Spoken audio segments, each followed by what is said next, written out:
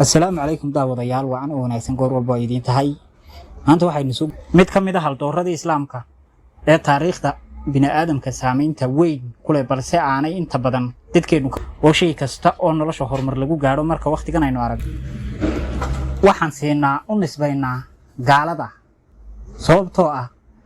waqtiyadii u dambeeyay oo dhan islaamka ilbaxnimooyinkiisa iyo wax kasta oo horumar nololeed ah cilmiga adduunyada oo awlaha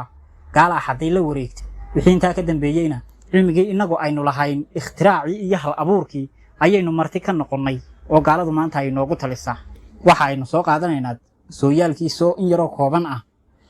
Abbas ibn Farnas 810 ilaa 887 intii u dhaxaysay ayuu noolaa wuxuu ahaa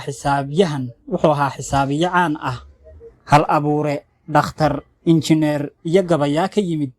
Andalus oo aad loogu yaqaano isku daygiisii hormuudka ahaa wuxuu noolaa xilliyadii dahabiga ahaa ee islaam wuxuuna wax badan ku soo kordhiyay dhinacyo badan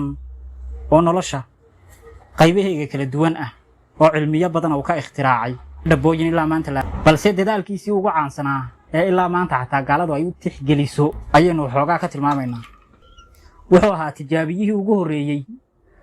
duulista ama in aalad la sameeyo kadibna la duuliyo oo bini'aadamku samada ay mari karaan ama ay gaadiidahaan samada ugu adeegsan karaan isku daygiisa duulimaad ayaa inta badan loo arkaa dadaaladii ugu horeeyay ee qof bini'aadam ah oo ku abuuro inta la diiwaan geliyay ee sugan taariikhda duulista iyo bilowgeeda tijaabadii duulimaad ee uu sameeyay ibn Farnas waxa uu dheeraa dhanka kalena waxa uu sameeyay saacad biyo nooca muraayadaha wax akhriska wax la akhrisanayo la adeegto iyo qalab oo ekaan kara ififaalaha xidigiska cilmi falaga isa muraayadaha indhaha iyo injineernimada aad ayaa loo qadirin jiray waqti Abbas ibn Farnas waxa lagu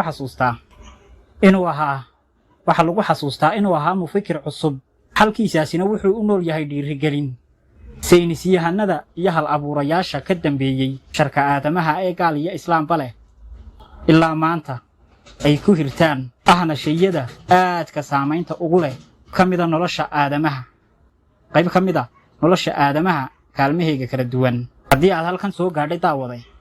muuqaalkan aad inuu xog ka faa'iiday subscribe channelka oo nagu soo biir